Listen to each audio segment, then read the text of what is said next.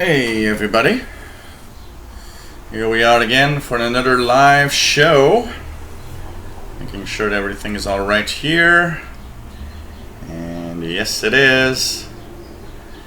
Hey everyone, welcome aboard, and this is part two of the introduction to shortwave radio. I should have added that here, forgot. So part two of the shortwave for beginners show, and hope you will enjoy our show today, of course. And this is always a lot of fun, and we will of course be talking about shortwave receivers today. So just going to check out this. Okay, make sure this is all right, and here we go. Hello everybody, welcome aboard. And I was supposed to do this yesterday. And all hell broke loose at about 2:30 p.m., which meant I had to go around town everywhere to get some papers that I didn't have. And it was really complicated, and it ended like I came back home at like 8 p.m. and I was like, okay. So I tweeted that I couldn't do it yesterday, unfortunately, but we're here today, and hopefully for any new shortwave listener out there, we posted part one last week, so if you haven't seen that, check it out. And now it's part two, and it's about shortwave receivers actually. So the way it's going to work, of course, is a little different from the usual shows where we talk about to the chat room a lot at the beginning, and then we, of course, go through questions and different things. Here it's more like a little expose. I will just talk about shortwave receivers, say what I got to say, and if at the end it's going to be, if anybody has questions in the chat room, we'll do that. The drink today is flavored water, no beer today. I'm keeping the beer for Saturday, so today we'll just have flavored water. It's actually a quarter fruit juice and the rest is water. And so just to keep the voice for, because when you talk a lot, you lose your voice at some point. So welcome everybody, welcome to this introduction to shortwave radio.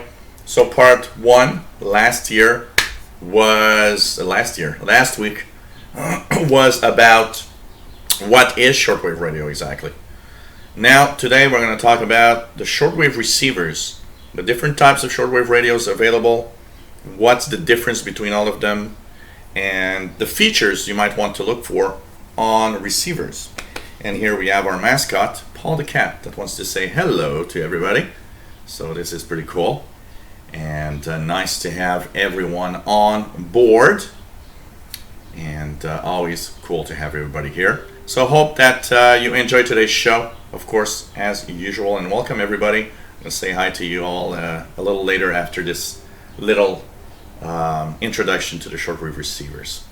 So basically, we talked last week that what shortwave was about, why there were international broadcasters, why, what different types of signals you could have, and it's really, I had a lot of positive points. A lot of people said, hey, this is so cool, it's such a great series that you've been doing this. And of course we're going to go through a lot of stuff on shortwave radio. Today's the receivers, the next show will be about antennas. Then after that we will have propagation, how to deal and understand propagation. We'll have one on how to understand and deal with shortwave frequency lists, and all sorts of things like that. So hope you guys do enjoy this live show as usual. So no, it's not a new cat, this is DX. It's Paul the cat, depending on who you want to call it. So Paul the cat, really cute little kitty here. So if I want an audience, I'll turn these shortwave shows into cat videos. So nice to have everybody here as usual. And and these shows come from a lot of comments that I had from the viewers. that said, a really good series on for the beginner would be very helpful and would be very nice. So of course, that's what gave me the idea. But I didn't want to have it like a boring, just the lecture thing. Having it kind of live, and of course, with the interaction at the end with all of the viewers on the chat room, it's kind of a cool way to do it. And by the way, just out of the blue here, if anybody wants to help me out, you can send me donations. PayPal donations are very much welcome and very useful, and they help me continue in what I do, and they help me do little things. So today, this week I received the little loop antenna from Legion. Today I received the Tivdio V115 portable receiver that I'll be actually posting a little unboxing a little later. And keep your questions for later, by the way, everybody. Just put them down, a little piece of paper, and I'll come back to the questions just after I finish the shortwave radio talk here. So keep all of those questions for later. And so it's nice to have everybody on board. So PayPal donations help me continue. Without your donations, I would not be here probably anymore, because I just could not pay the bills and pay everything.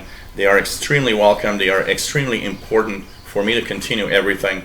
I love what I do, and I know you guys and girls love what I do also. And of course, as usual, I'm always trying to go out to the first-time viewer or the long-time viewer that have never donated, that wants to give out a little something. PayPal is cool for that, and I want to thank everybody that I have donated as of yet.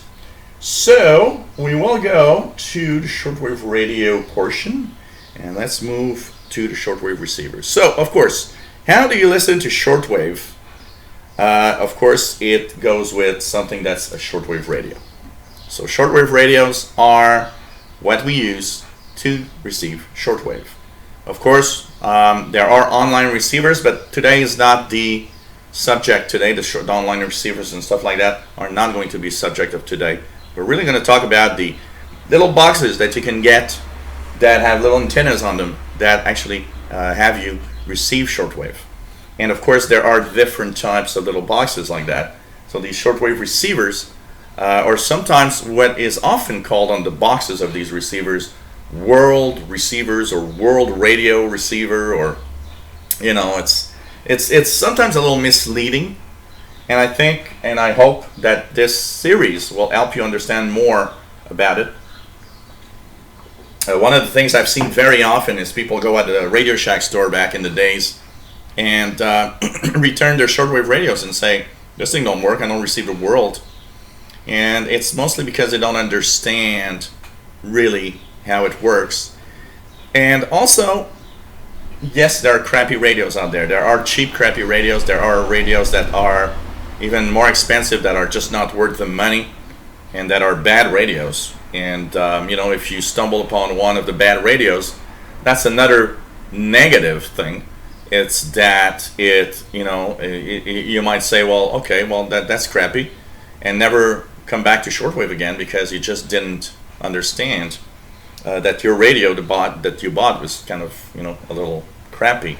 Unfortunately, there are some people that have these and don't know about it.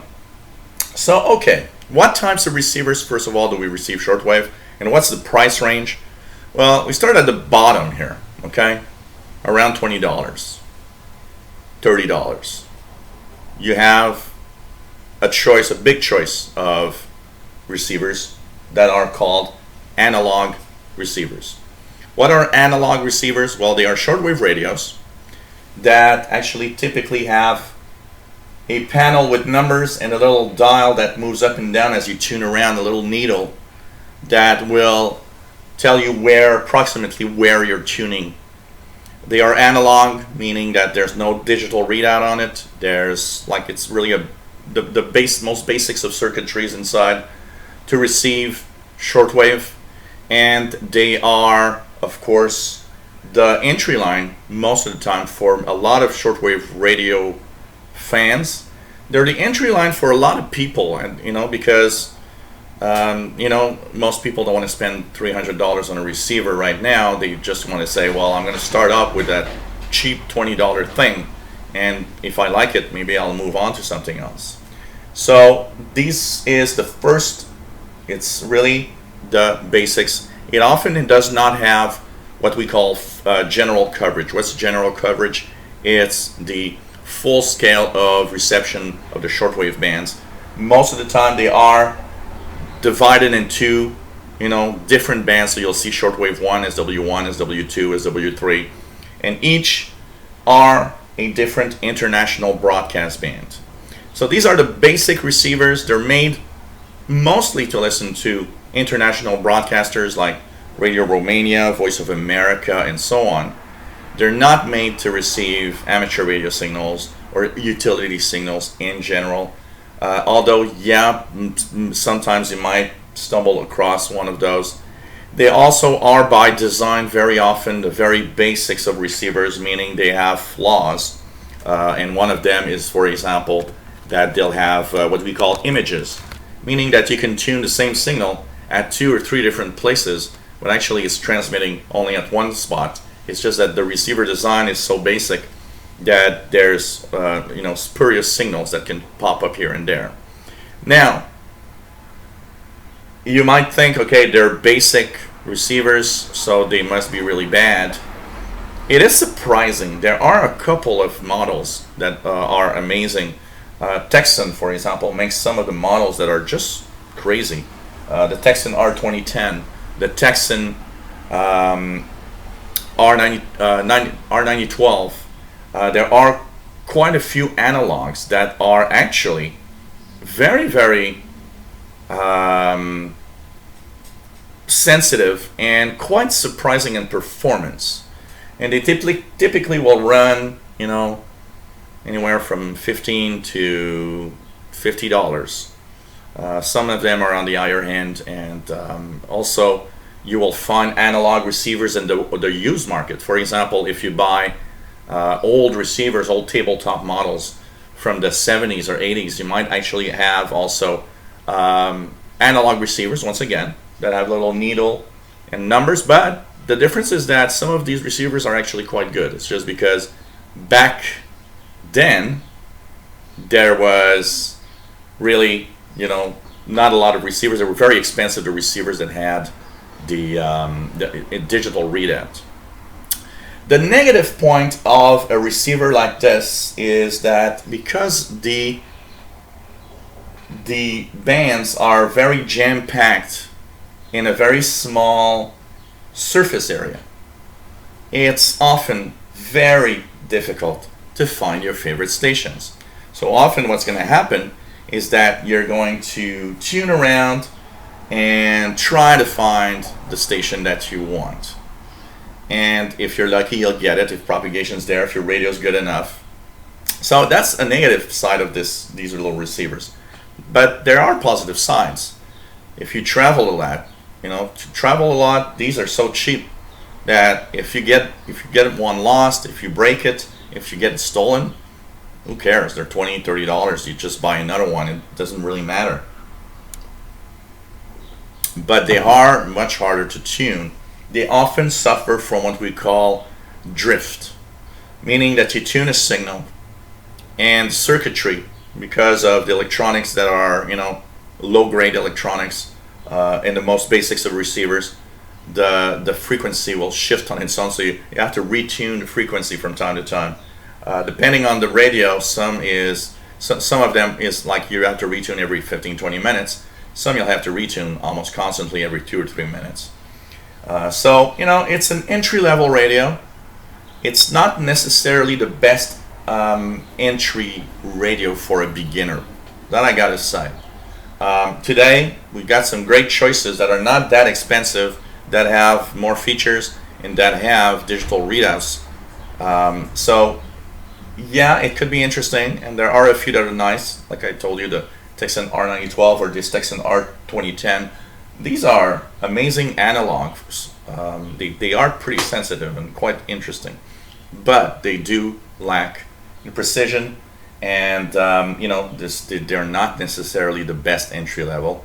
And it's better to have that than nothing. But you got to be very, very careful choosing which receiver, because one of the things that's very difficult in buying any of those radios, is the fact that not all receivers are equal. So not every $30 receiver is the same. It's not because you bought one at $25 that was super fantastic that the next $25 one you'll find is good. It can actually be very crappy. So there's a lot of difference.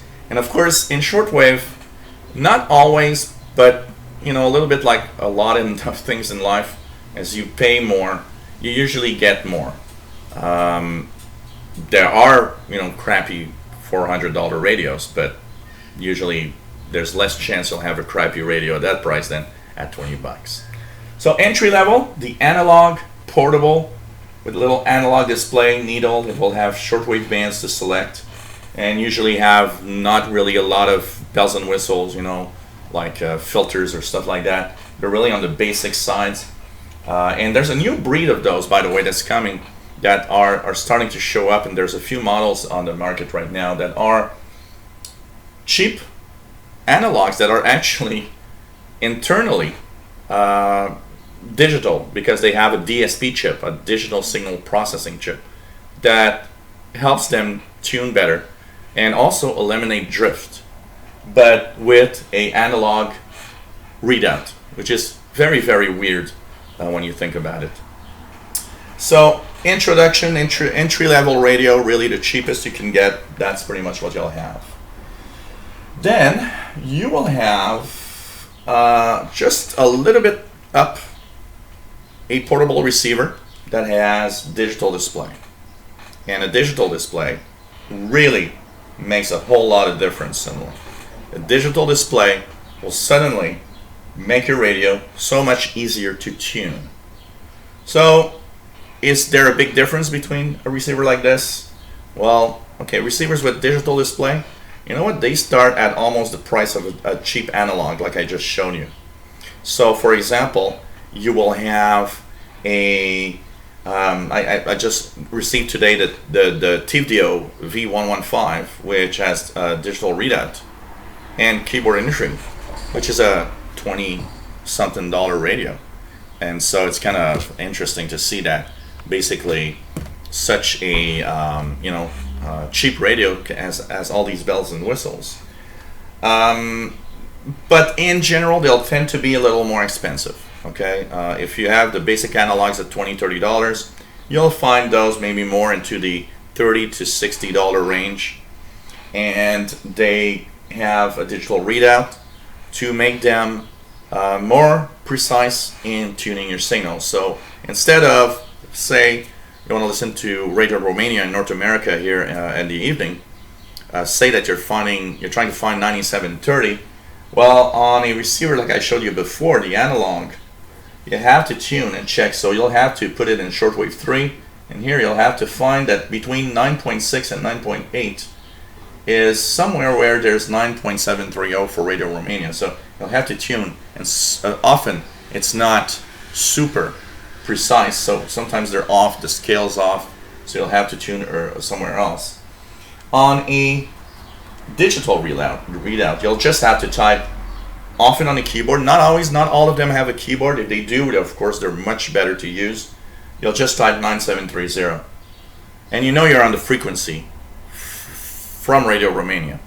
So that is the cool thing of a digital readout. And they have a few more bells and whistles. So often they have the digital readout. Often they, depending on the models, some models are stuck on the international broadcast bands only, a little bit like the analogs with bands. But often those are a little more broader. So they'll, instead of having just in the international broadcast bands, they will have more of a frequency range that you tune around. But still, most of the receivers of that price range will not be what we call general coverage. Once again, they're not going to be the full shortwave spectrum.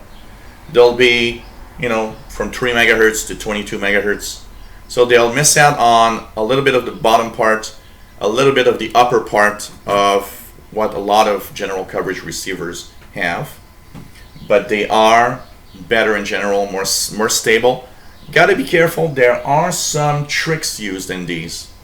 Often there are some cheaper models that are actually analog radios with like a digital readout, but the digital readout is in fact a frequency counter. So that means that it's actually an analog radio inside, and there's a little counter that really will just check out approximately what frequency you're at.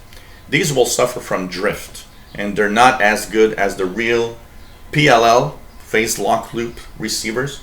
So often you'll see that on a receiver. It's going to say PLL receiver, because a phase lock loop receiver is really digital. That means the display here is extremely precise. In today's receivers, the PLL, even on cheap radios like this is one of the, by the way, the best receivers of its kind. The PL380 from Texan.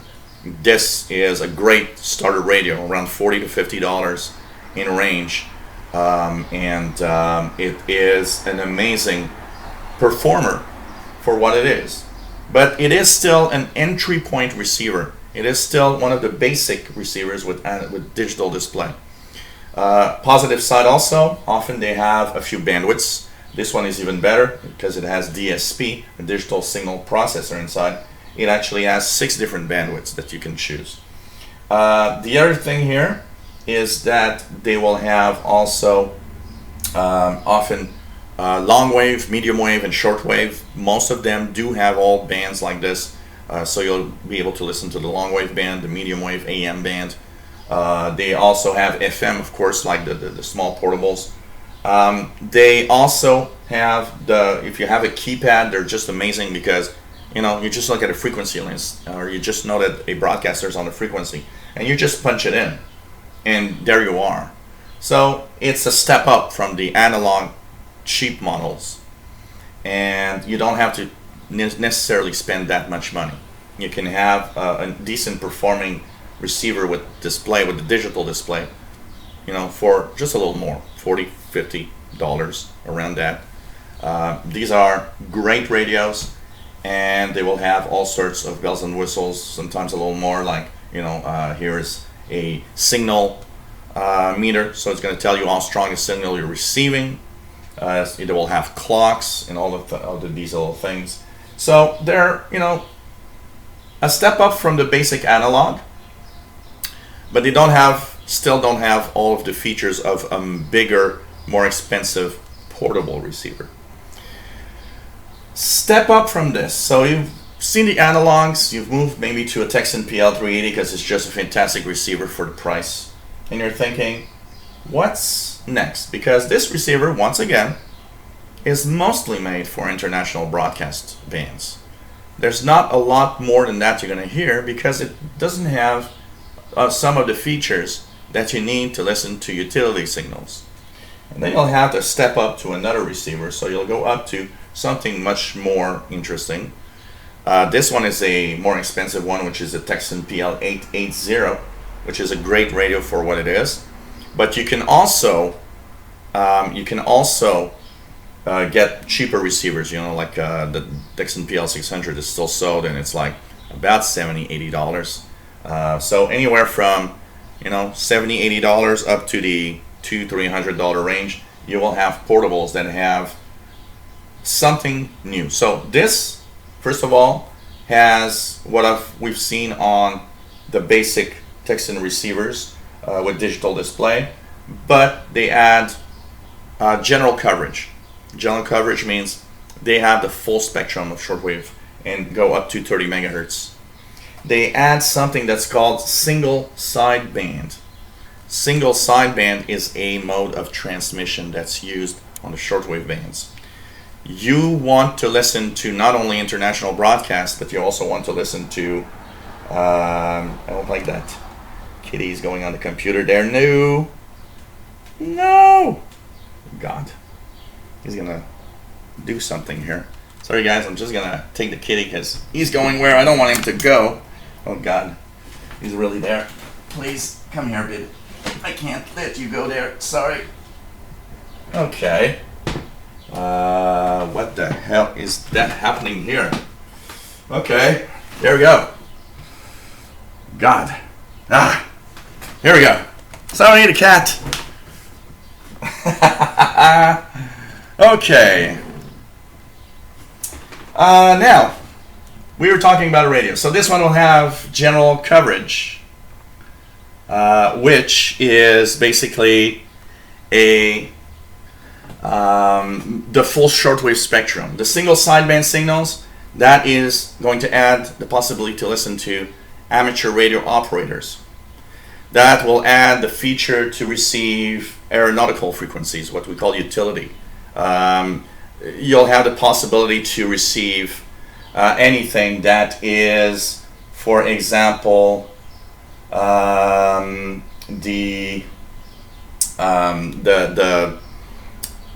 different military stuff, the maritime bands and everything. There's tons of signals in single sideband. If you take out of the shortwave spectrum the international broadcast bands, pretty much everything else is utility signals and amateur signals that almost are 99% in single sideband. So it really opens up a way better world of listening, much more stuff to listen to. But there is one little thing that you need to know, is that also these receivers tend to be more sensitive. So you're getting higher in price, you're getting better circuitry, you're getting circuitry that has better capacity and capability of basically tuning in the different signals, the weak signals, the signals that are close apart. And so now he's in I think he's in the mode where he wants to jump everywhere. So, you'll get all of these features coming in these newer receivers. They have more buttons, more bells and whistles, a little more difficult to learn to use, but work fantastically well. And one of the models here, the one that's shown here, the Texan PL 880, is great. The Texan PL 600, 660, 680. They're all great receivers that are general coverage, that have single sideband, and of course some of them have DSP for digital signal processing. Gives you a little more flexibility. The tuning around of the single sideband signals helps you listen to pretty much every type of signal that exists, number stations, everything. So it is really an amazing move up. And I think, if anybody that has been in the lower scale of shortwave radios wants to move up to something better, this is where you're going to move up to something like that. Expect to pay, depending on the model, anywhere from around $70, $75 to almost as much as money can spend, because some of the portables are extremely expensive. You could spend easily $200, $300 easily, depending on their model and what you have. What else do we get after that? Okay, step up once again. Now we'll have what's a mix of a tabletop and a portable.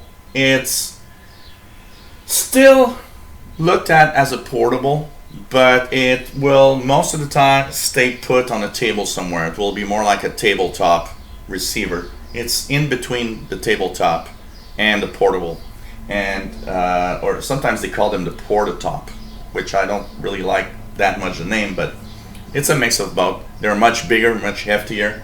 So this is one, for example, the Texan S2000, which is, by the way, the Grunding S. What is it? The Grunding S something that I'm trying to remember the name. That's the same receiver. These are bigger receivers. Usually will produce more sounds, better sound, more quality sound because of the big speakers they have. These are more for the use at home, and and it's really one of those great receivers that, if you like big radios instead of these little tiny portable things, this is a great another great receiver to get at home. You'll often leave it, as a kitchen radio or all sorts of things like that. Yep, Grounding Satellite 750. Thank you very much. That's the fun of having a chat room when you forget about something. And basically, these are, they have all the capabilities. We'll usually have single sideband, will be full coverage receivers. A little more expensive, so usually these will be more often in a couple of $100, but they're amazing little receivers. They have, of course, single track indicators. They have single sideband, so you can listen to utility signals. You can listen to all sorts of digital signals, and these are fantastic for that. And usually produce nice, rich sounds if you like to listen to music. Well, lots of cat hair everywhere. But they're not cheap. You're getting into more expensive receivers, so it all depends. And you will not necessarily have much better performance on this, by the way, than a Texan PL 660 or 680, which is a cheaper portable receiver. Usually they'll pretty much stay the same. Some of them might actually be a little better in performance in helping you get, for example, some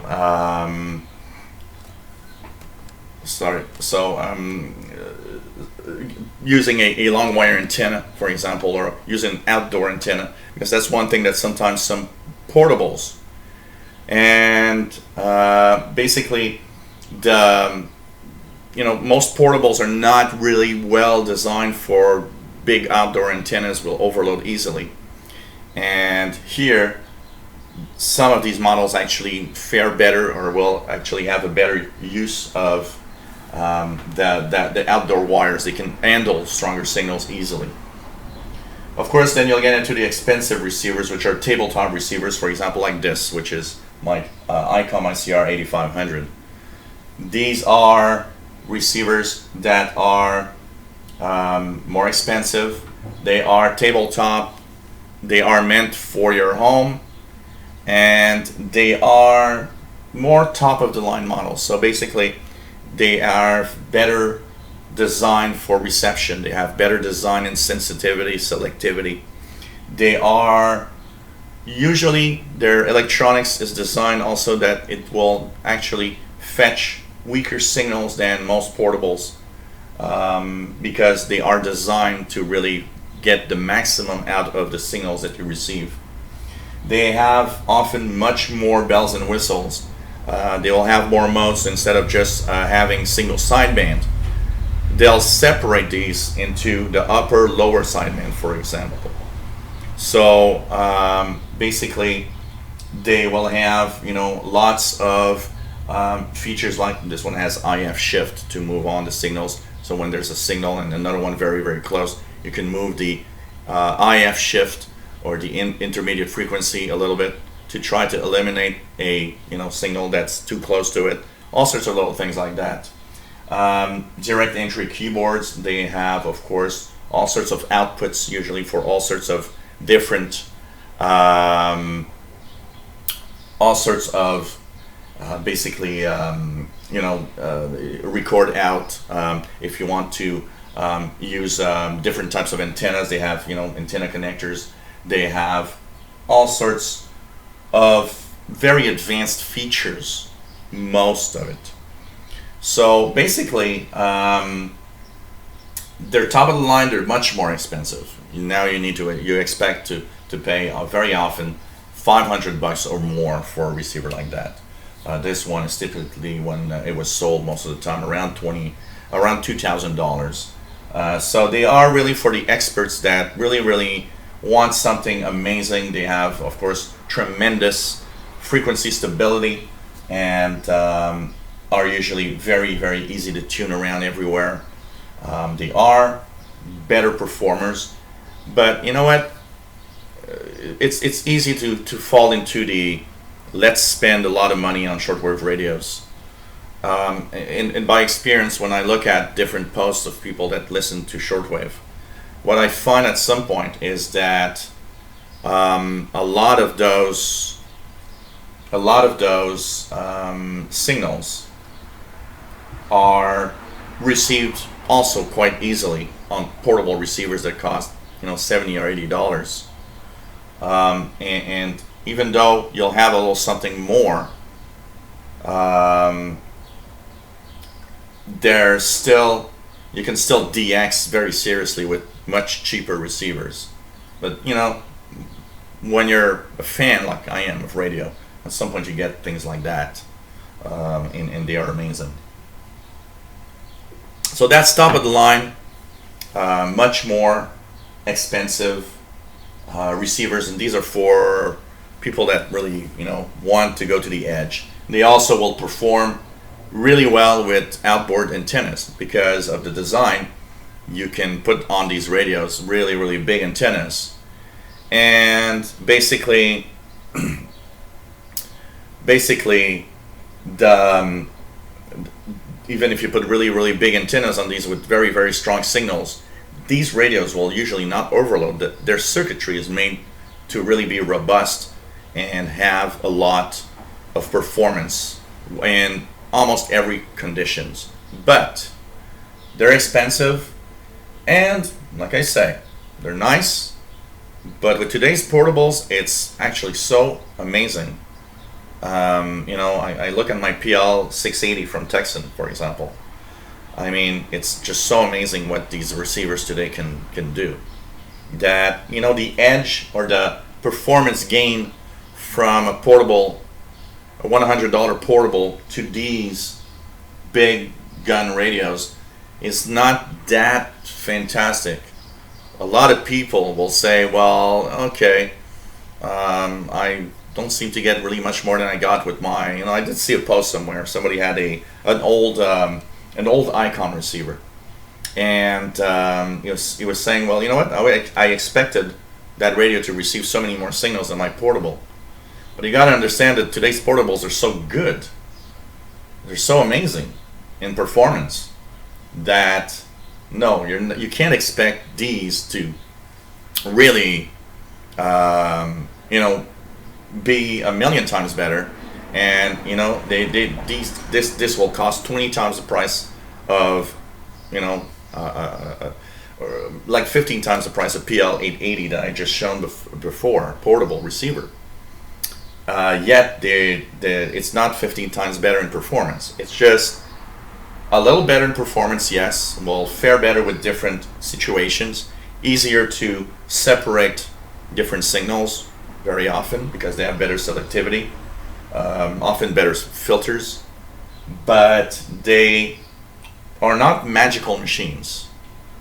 And all I can say is that these machines are better, yet don't expect, I can easily see somebody moving from a Texan PL 660, PL 880 to this and say, well, okay, yeah, it's a little better. I understand why it's better because of its different functionalities and better selectivity. Yet, I was expecting more, and that's something you gotta think about today. You also have new things like this. This is the new ICOM ICR ICR 8600. Beautiful radio. This is a mix of new technology. So there's in these receivers, of course, SDRs or software-defined receivers. These are the modern ones. These are modern tabletops that are internally computers, basically, with receivers, and they are more advanced, very expensive receivers. This is like $3,000 to $4,000, and it's just amazingly expensive for what it is. So this is what replaces, by the way, the ICOM ICR 8500 you just saw before. This is their brand new top of the line receiver, the ICOM ICR 8600. So these are expensive. They give you a little more. They give you bells and whistles in the visibility of the spectrum here, the spectrum scope, more flexibility because they are software-defined radios. and we'll come to that in a few seconds. So they have a range of flexibility that's just amazing, and everything's digital in here, and they have digital mode decoding already included inside. So these are much higher, much more expensive receivers, and they're not for all budgets. Even I cannot buy any that receiver, I can tell you that. Okay. SDRs are another type of receiver. SDRs are a interesting type of receiver. They range in price from the very cheap $10 little dongle to the very expensive $1,000 receivers. An SDR is what we call a software-defined receiver. It's a software-defined radio. What is it? Basically, you got a little radio that's a little circuit board, a little box, and it has everything to receive. It's a radio. It has antenna inputs. You plug your antennas in it. But it will need a computer, because the computer has all the controls to tune it. So it's a radio, but instead of having all the buttons in front of it like the other radios before, it requires a computer and a software, and that software will control your that software will control all of the functionalities of the software-defined radios. So basically, the advantage of SDRs is the flexibility, because it's all digital, it's all signal processing in a computer. There's an amazing amount of bells and whistles, an amazing amount of features that you'll never find on a regular receiver. Why? Because everything is digital. Everything is basically processed by software in a computer. So it is another step in a different way of listening. The advantage, a lot of flexibility. You got so much that you can actually tweak in here. It's just amazing. The waterfall, amazing feature. You can see the signals. You can really see the signals. And basically, you'll see a wide spectrum of signals. You can see signals everywhere. You can tune the frequency and see what's happening around it farther away. It has a very, very interesting aspect, because you have a visual of your signals.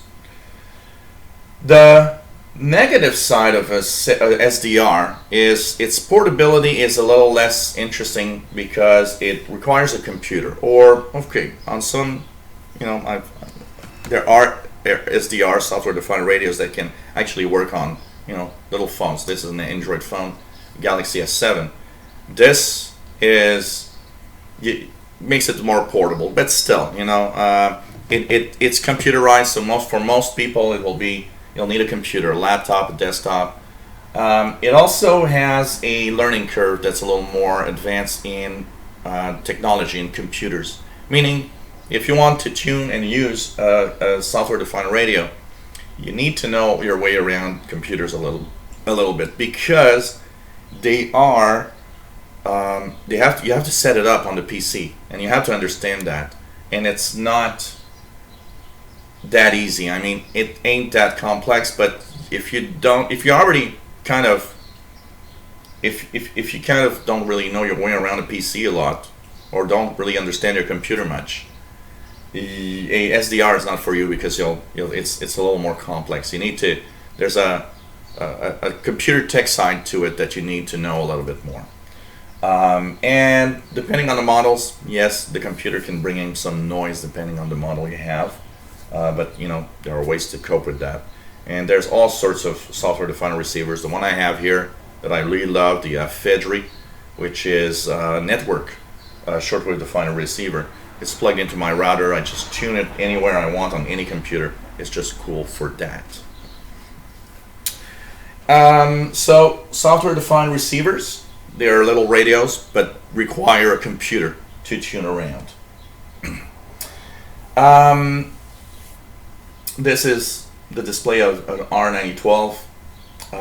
So like I was saying, a lot of these receivers, from the basics to the more advanced, will have different functionalities, different bands, international broadcast bands.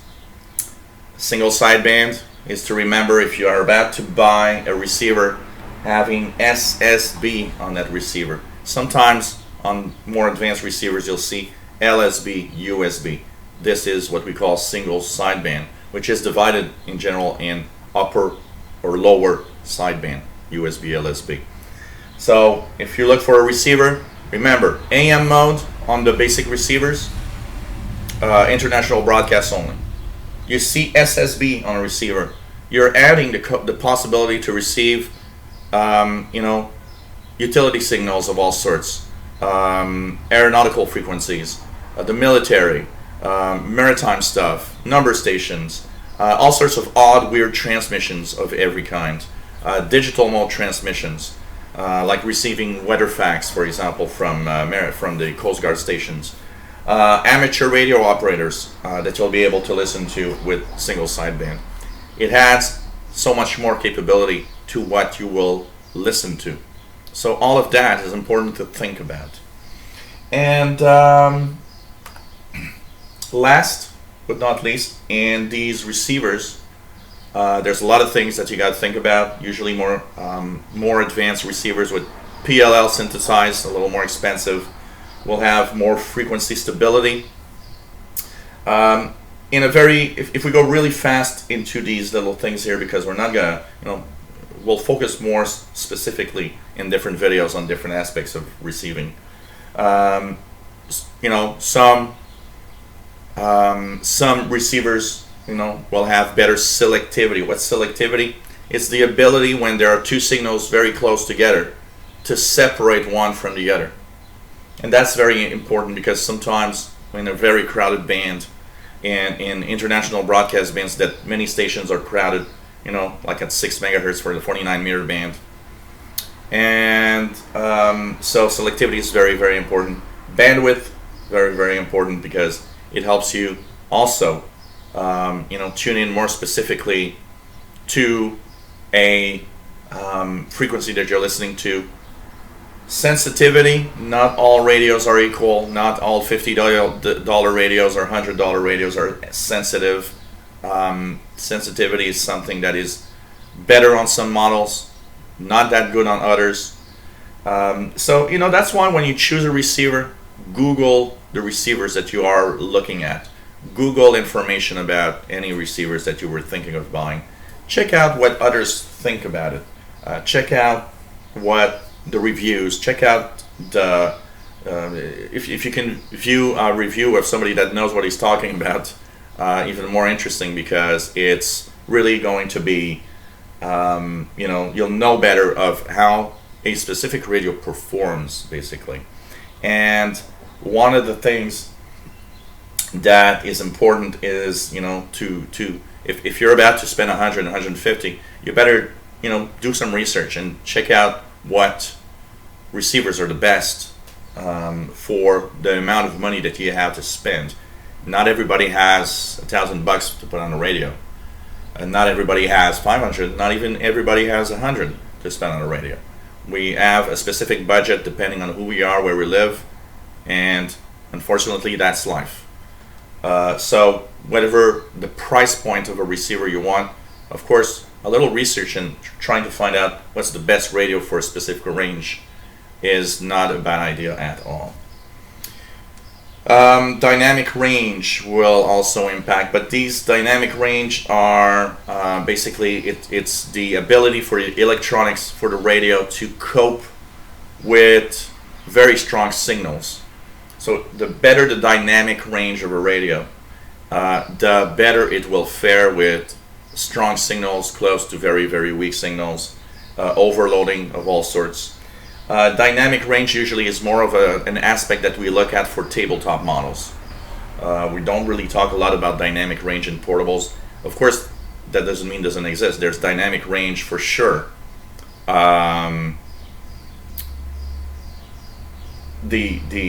It's just that usually portable receivers will have less dynamic range. The dynamic range will actually be not as good as a tabletop. And of course, the other information here we're not going to talk too much about. So of course, the bells and whistles also that the receivers have, apart from just having modes like AM, FM, and single sideband, memory. I don't personally use a lot of the memories in most of my radios. I use my memory here. But these are all little things that, of course, you got to think about. And, check out the different models. Check out YouTube videos. A lot of channels are reviewing of radios. Check out, if you see a few YouTube channels that review receivers, check it out. I reviewed quite a few receivers here. I'll be reviewing this week, by the weekend, the TFDO V115 that I received today, actually. And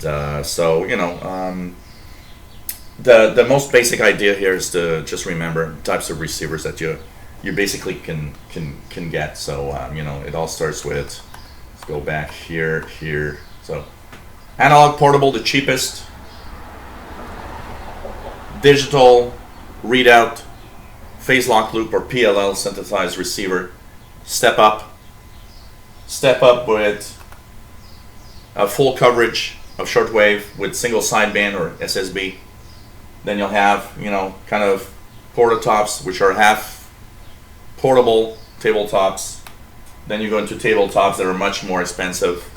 SDRs, which have a very broad range of price, anywhere from $10 to thousands of dollars, depending on what you'll buy. And of course, you need a computer to tune around these. And of course, remember SSB single sideband opens up a whole new world. So that's pretty much what I have to say about portable receivers in our introduction to shortwave radio. I try to be a little broader and a little, I don't want to put too much stuff in there, too much, technical talk, because it's for beginners. You're going to lose them if you get a little too technical. And of course, there's a lot of receivers out there, so they're not created equal, like I said. You just have to be very careful in what you choose. So hope you enjoyed this part 2 of our shortwave radio for beginners, where we talked about shortwave radio receivers, the different types, and what each type has better or worse from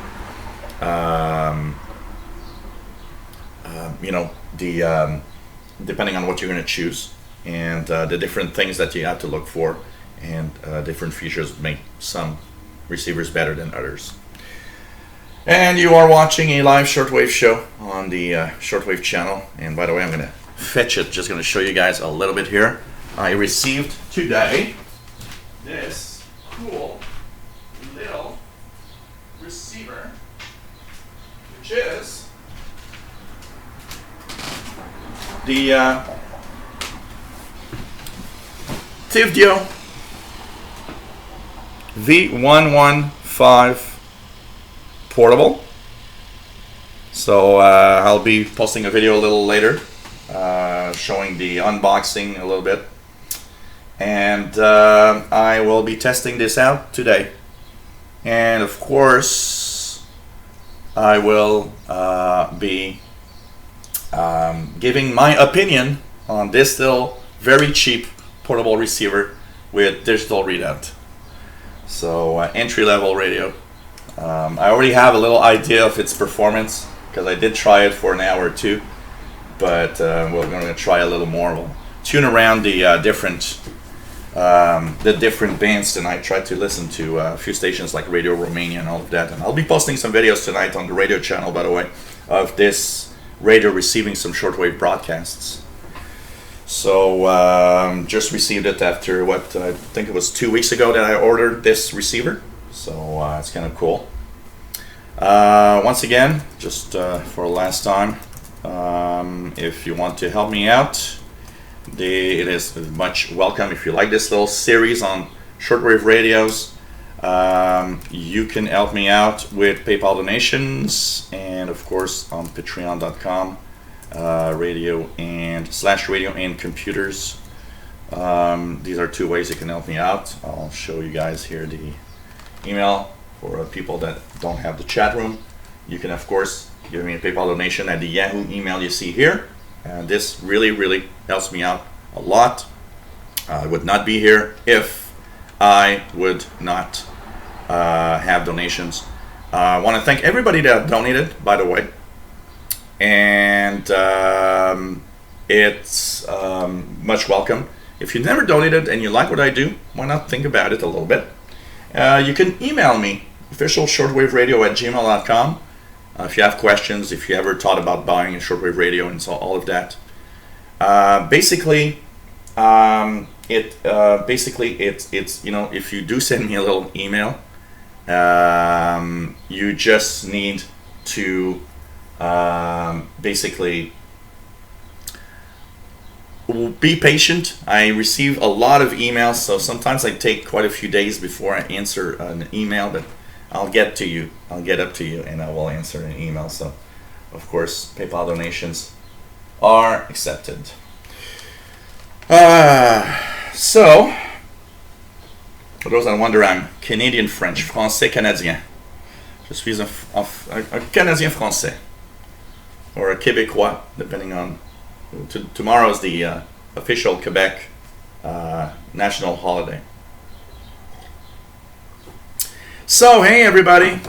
Yeah, the GP5 SSB W2AEW has kind of updates from time to time. And they usually fix little bugs here and there in the receiver and kind of, you know, put it a different firmware inside. So they sometimes will add a few features or modify the way that it works. So it, you know, all depends. But they do have updates to their GP5 SSB from time to time. Absolutely. What are the difference with older generations? I could not say. So, yeah, it's kind of interesting. As for SDR, yes, I do have a SDR, software-defined radio, the Fedry receiver that I sometimes use and show up here on this screen. Anybody have questions? Anything? By the way, for those that wonder, I will be posting in a few days my official review of the Digen 31MS loop antenna. I can already tell you that thing doesn't do much. Yes, you know, it does improve reception, yes, not because it's doing what it should do. It really is more of a the fact that you have a lot of wires, that it kind of makes like a long wire antenna more than anything else. So anyways, I'll see my review. But the Digen 31MS active shortwave loop antenna is not worth the price that it's paying.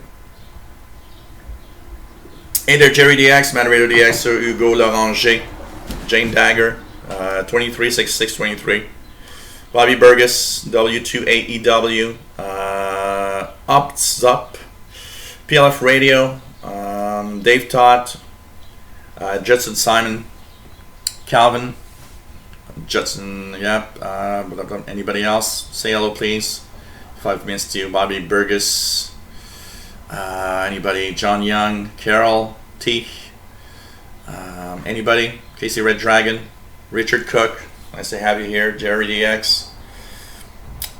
Richard Cook says, my S2000 is rather good radio, but my radio has trouble tuning into time stations because of RWM nearby, and I think AM is a bit wide.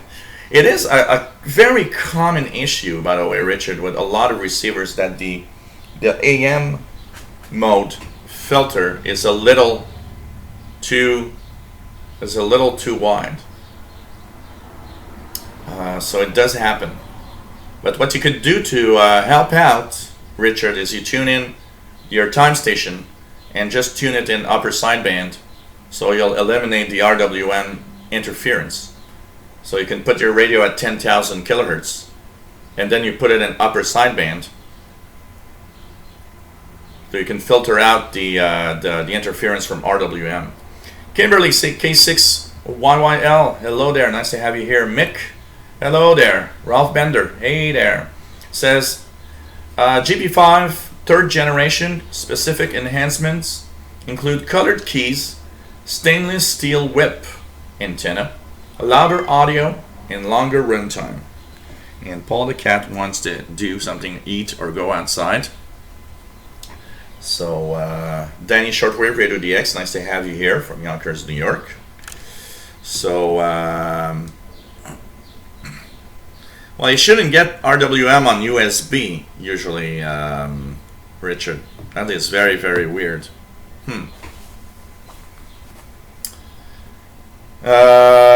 Jeff Miller, hello there. Any thoughts on the Ethon Executive Satellite Grounding Edition? I've seen a few reviews that seem to say that it's not that bad.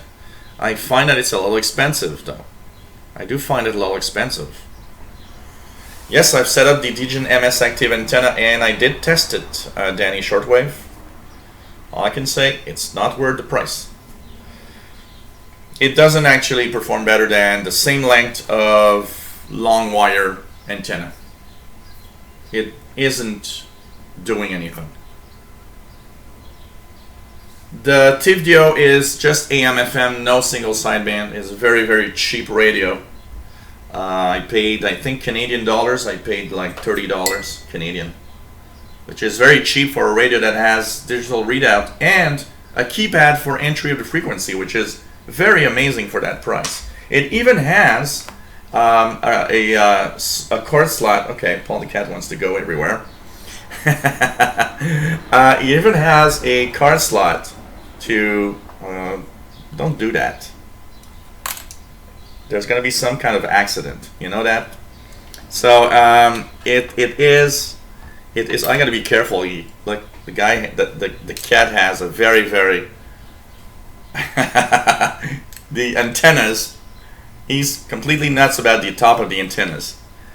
So, but anyways, it's surprising for the price, the features and the entry keypad that it has. Hey, Paul, you want to remove yourself from there? I'm kind of scared of some kind of accident suddenly. You know that?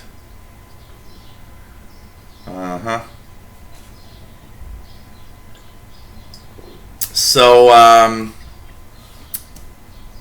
gonna do a few videos and do the review for sure. Danny Shortwave says, I read some not so good reviews, although I've seen mod for that antenna. Yes, I did see something about a mod that I might be checking out. I did see that, and but it's really not worth it for sure. The Texan AN200, I need to order one of those. I'm just waiting for a little cash to get it, but I'm soon to order the Texan AN200 loop and try that out also. So, do you know what model, Jeff Miller, the cheap loop that you're talking about from Anonco? Because basically what happens with the Degen active loop antenna is that it, you know, when I think the reason why I see, because I did, you know, I want to make sure. I went to forums that talk about it, and I started looking at all the comments on that loop antenna. And what happened is I think what I noticed is that people that give it a good score don't understand that the active part of the loop antenna is total bull. It's crappy. It doesn't work. And that, yes, it does make you receive better. The question is not that. It does make you receive better. Not because it is an active antenna. It doesn't do anything. It is simply that for the whole length of wire from the connection to your radio up to the loop is giving it more sensitivity, because all of the wire is acting as an antenna. So it actually performs exactly like if you would have the same length of wire hung to your radio on the antenna, the telescopic antenna. It's simply because of that. It increases the signal. Yes, the shortwave, the active section has nothing to do with it. Actually, if you turn on or off the control box, there's absolutely no difference in signal at all. It doesn't do anything. So that's why it's like, I'm happy for those that say, oh, it works. It works because it just works like a passive long wire. But I'm sorry, for what it is, it doesn't work, and you could just spend $5 and just spend a couple of bucks and buy the same length of wire, and you'll have the exact same performance. Really exact same. What the hell is happening with the cat? He never goes there. Now he wants to sleep on the computer just below the TV all the time. So basically that's pretty much my take on it. So when I see people say, yeah, it's good. No. Are you crazy? Oh, man. Ah! Okay. I'll just keep it like that for now. So anyways, well, he never goes there. Usually he likes the one that I'm using right here. He doesn't go on the one below there, usually. So anyways, you better just take a piece of wire. So, unless you spend really a lot, I gotta say.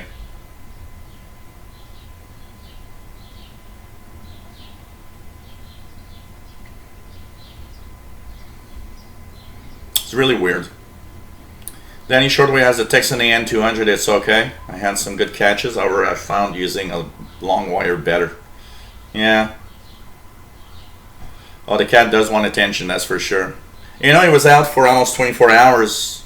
I wasn't there at all yesterday. I had a huge mess up with my bank and everything, and I had to go all around town for papers and all sorts of things. So, and he was outside, so he was sent outside all day yesterday. And yesterday evening when I came back, he went outside and didn't come back until this morning. So I was like, okay, I think he's spent too much time outdoors. So pretty amazing. What was that scream? Yeah, Calvin. Oh God. The Texan S2000, which is also the Grundig 750, is not bad at all. Not bad at all. So, hey guys, I'm going to end the show now because this was mostly for the introduction of Shortwave. If you guys want to have the real Shortwave show this Saturday, June the 24th, we will have our Shortwave show at 2000 hours UTC. So we'll talk about some subjects, and I might try to set up things so that we can maybe check out a few decoding of some utility signals live. We'll see. But anyways, I don't know exactly yet what I'll talk about this Saturday. But Saturday will be the Shortwave show. We'll tune the bands and everything. Hope you enjoyed this second part of the Shortwave introduction to Shortwave radio. And next part, number 3, will be about antennas, and we'll take a look at what antennas do you need to use for shortwave radio, and the different types that exists. And hope everybody enjoyed today's show. Remember, if you can donate, please donate. Helps me a lot, and helps me get these little things that I will talk about, and that you guys will know exactly what I think of. Expect some videos of this tonight. Expect some videos of the Degen 31MS review of the active loop and the TVDO V115 coming up in a couple of days. Just want to test them really, really well before I decide how well they are and how good they are. And so expect a few videos of the TVDO V115 tonight with reception to shortwave. Saturday, June 24th, 2 days from now. Shortwave radio show at 2000 hours UTC. Hope you can join in the fun. Hope you enjoyed today's show. These are a little shorter, but they're more of to talk about the introduction to shortwave. So this is part 2 for those that have stumbled upon this part and wonder, oh, there's a part 1. Yep, last week there's part 1. I'll put them in a list so that they'll all be together on a YouTube video list, so you can watch them. So last week was introduction to what is shortwave radio. This week we had the shortwave receivers, and we'll talk about antennas. Next time, I'm not sure what day I will do, but it's probably going to be sometime next week. So I'll of course check it out and let you guys know when I actually am live. So take care, everybody. Thank you for being here. Thank you very much. You guys are great as usual, and see you Saturday, 2000 hours UTC, where we're going to turn around the bands and chase signals, pirates, and talk about shortwave radio as usual. So thanks for being here. My name is Gilles. I'm in Montreal, Quebec, Canada. Part 3, Mick, part 3 will be sometime next week, but I'm not sure what day yet. I did not pick up the midwinter broadcast, Richard, at all, because I wasn't home. There was a big mess up yesterday. I was planning on trying it out, even though chances of those frequencies coming here were almost inexistent. Any of you guys heard the midwinter broadcast yesterday, by the way? So I was out all day, and that's also why it postponed the show. It was supposed to be yesterday. So I was in a panic mode for a while. So anyways, take care, everybody. We'll be back Saturday, 2000 hours UT. Hope everybody is enjoying our shows. Bye, everyone. Thanks for everybody that donated.